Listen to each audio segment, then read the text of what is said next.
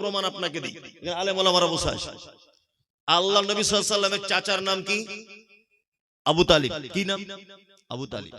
ইসলামের একটা ইতিহাসের ছেঁড়া পাতাতেও আপনি দেখাতে পারবেন না যে কখনো চাচা ভাতিজা মুহাম্মাদের বিরুদ্ধেচারণ করেছে, কখনো করেনি। বরং বেঈমান মুশরিকেরা যখন মারতে এসেছে আল্লাহর নবীকে, চাচা প্রাচীরের মতো গার্ড দিয়ে বলেছে, তোমরা আমার ভাতিজাকে নবী বলে মানবে না, একথা সত্য, তবে আমি বেঁচে থাকা অবস্থা আমার ভাতিজার গায়ে হাত দিতে পারবে না, চামড়া তুলে দেবো তোমাদের। আমার ভাতিজার ব্যাপারে কোনোদিন কোনো কটু কথা বলবে না। ওর বাপ নেই, ওর দাদু নেই, আমি ওর চাচা বেঁচে আছি আবু তালিব, আমি বেঁচে থাকা অবস্থায় কোনোদিন আমার ভাতিজার গায়ে আঘাত করবে না। মুহাম্মদ সাল্লাল্লাহু আলাইহি ওয়াসাল্লামকে কোলে করে নিয়ে ঘুরেছেন, পিঠে নিয়ে ঘুরেছেন, গালে তুলে ভাত খাইয়েছেন। এই চাচা যখন মারা যাচ্ছে, আল্লাহ নবী সাল্লাল্লাহু আলাইহি ওয়াসাল্লাম চাচার মাথার কাছে বসে বলছে, চাচা একবার তুমি শুধু বলো লা ইলাহা ইল্লাল্লাহ, একবার তুমি শুধু বলো।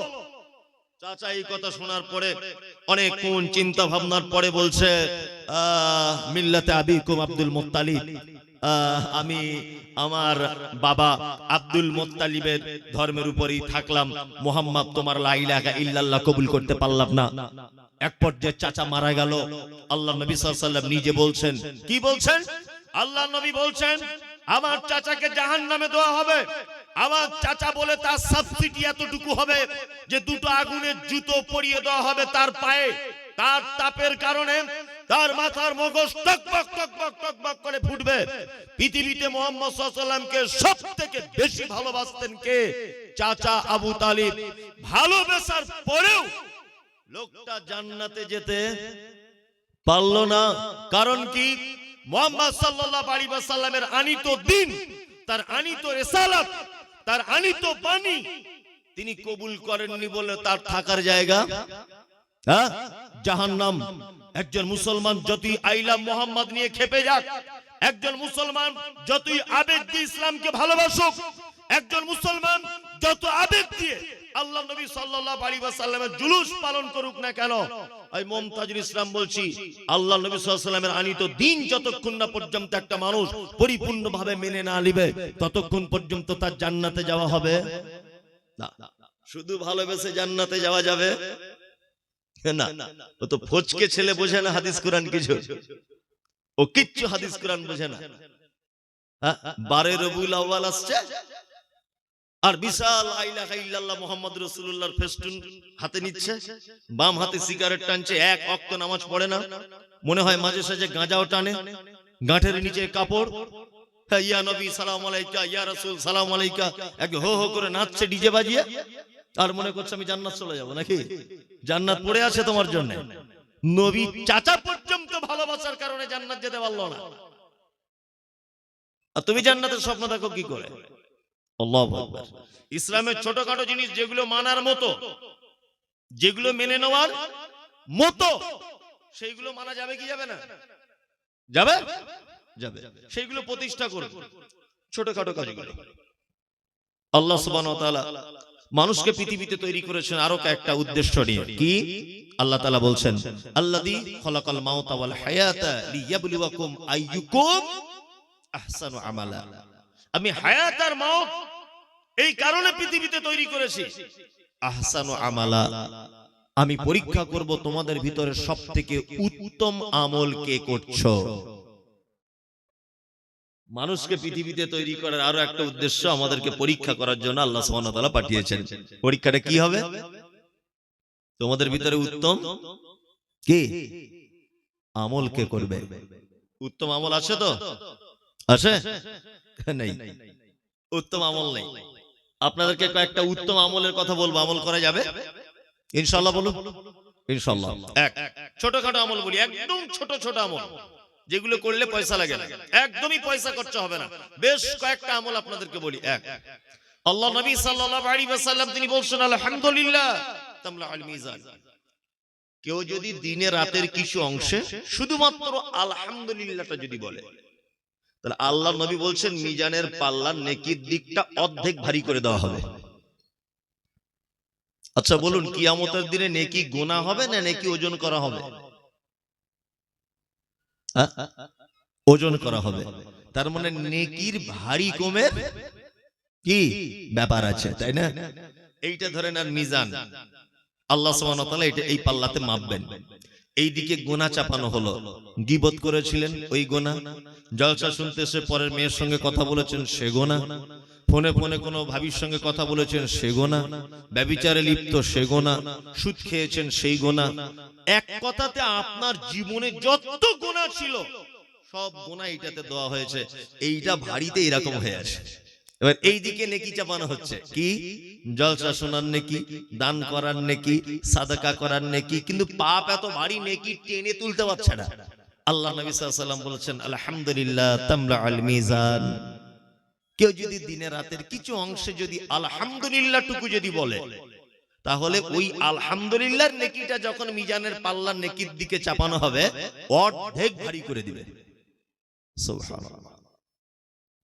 এই আমল করা যাবে? কেউ জিজ্ঞেস করছে ভাই কেমন আছেন, কি বলবেন? আমরা কি বলি?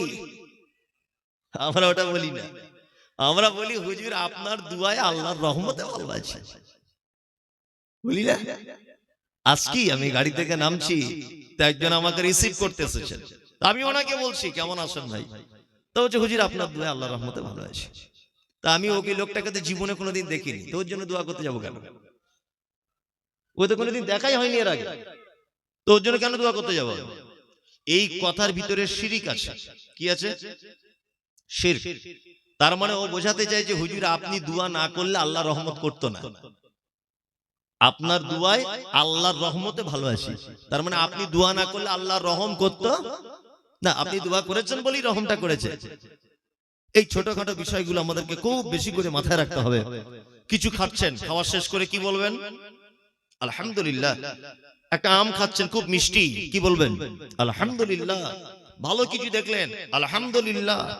হ্যাঁ, অতি ভালোবাসি তাই অবাক হয়ে তাকিয়ে থাকি, সেটা কি মোর বড় অপরাধ? একটা ছাগলের বাচ্চা দেখলেন খুব সুন্দর করে দৌড়াচ্ছে, ছোট্ট বাচ্চা, আলহামদুলিল্লাহ। আল্লাহ তোমার কি অসীম কুদরত। হসপিটালে যাওয়া লাগলো না, নার্স লাগলো না, এর মায়ের সিজার করা লাগলো না, এত সুন্দর বাচ্চা দিল, আবার বাচ্চাটা দৌড়াচ্ছে, আলহামদুলিল্লাহ। ফুটফুটে একটা গাছের ফুল দেখলেন, আলহামদুলিল্লাহ। আল্লাহ তুমি একই গোলাপ গাছে 20 রকমের কালারের ফুল দান করো, আলহামদুলিল্লাহ। এক কথায় টার্গেট রাখবেন সারা দিনে 100 বার আলহামদুলিল্লাহ বলা। টার্গেট রাখবেন, ভাত খেলেন, এক দুইটা করে লোকমা তুললেন, আলহামদুলিল্লাহ। খাওয়া শেষ, আলহামদুলিল্লাহ। কেউ জিজ্ঞেস করছে ভাই কেমন আছেন, কোনো কথা নেই, আলহামদুলিল্লাহ। ছোট্ট ছোট্ট আমলগুলো করব আমরা ইনশাআল্লাহ।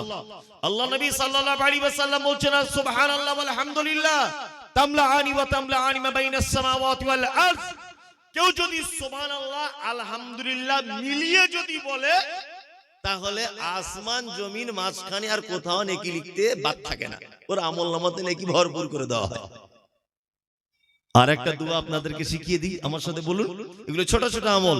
সুবহানাল্লাহি, বলুন সুবহানাল্লাহি ওয়া বিহামদিহি সুবহানাল্লাহিল আযীম, সুবহানাল্লাহি ওয়া বিহামদিহি সুবহানাল্লাহিল আযীম। আল্লাহর নবী বলছেন যদি কেউ এটা যদি বলে, দরিয়ার ফেনা সমপরিমাণ পাপ যদি তার থাকে, পাপ ক্ষমা করে দেওয়া হবে।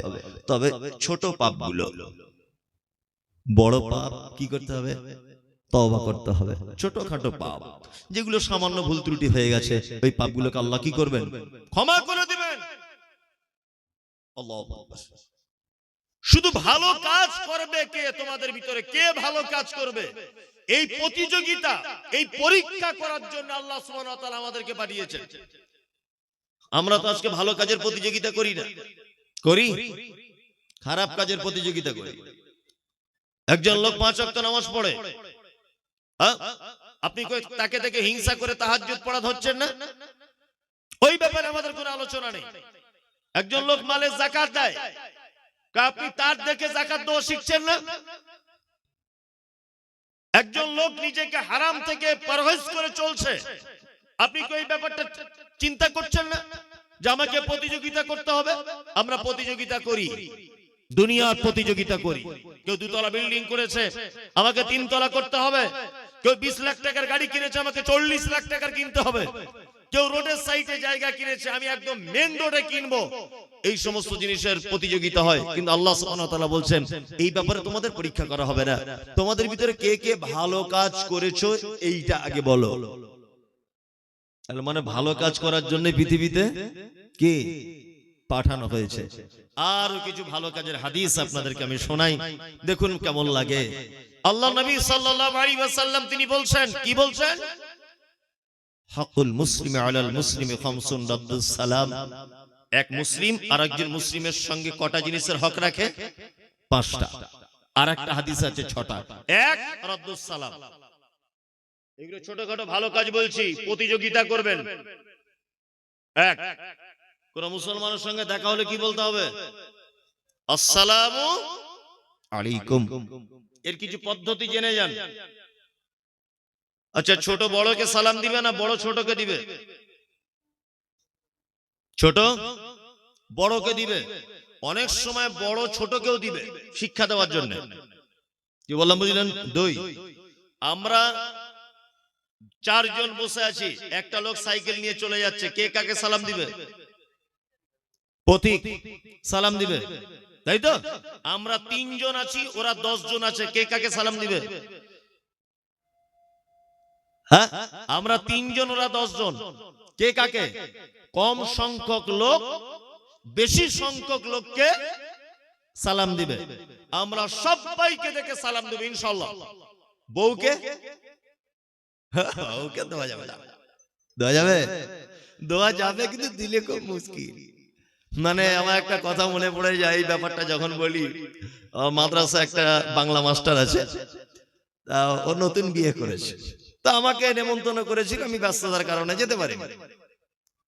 তা আমি কিছুদিন পরে ওকে জিজ্ঞেস করছি, এই তুমি বিয়ে করেছো শুনলাম। তা বলছে, হুজুর হ্যাঁ বিয়ে করেছি। তা আমি বলছি, তোমার বউকে তুমি সালাম দাও? তা বলছে, হুজুর না, সালাম দিই না, লজ্জা লাগে খুব। বলছি, লজ্জার কোনো ব্যাপার নেই, খেপা সালাম দিবে, সালাম দিলে ভালো তো। তা বলছে, হুজুর আপনি যখন বলছেন তাহলে সালাম দেবো ইনশাআল্লাহ। তাও দিয়েছে কি না দিয়েছে জানি না। আবার আমি জলসা করে কখনো সুযোগ পেলে মাদ্রাসায় ঢুকেছি, তোকে ডেকে জিজ্ঞেস করছে, এই কথাটা মনে পড়েছে, তুমি তোমার বউকে সালাম দিয়েছো? তা বলছে, হুজুর সালাম দিয়েছি, কিন্তু দেওয়ার পরে খুব বিপদ হয়ে গেছে। কি বিপদ হলো তোমার? তো বলছে, হুজুর আমি সালাম দিয়ে বলছি আমার বউকে আসসালামু আলাইকুম, তা আমার স্ত্রী দরজা খুলে আমাকে বলছে, তুমি কি আমাকে চিনতে পারছো না, তা আমার সালাম দিচ্ছ? আস্তাগফিরুল্লাহ।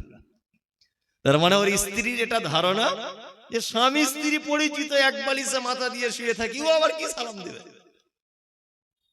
মানে অপরিচিত লোককে দেখলে সালাম দিতে হয়, এই টেন্ডেন্সি তার, তাই না?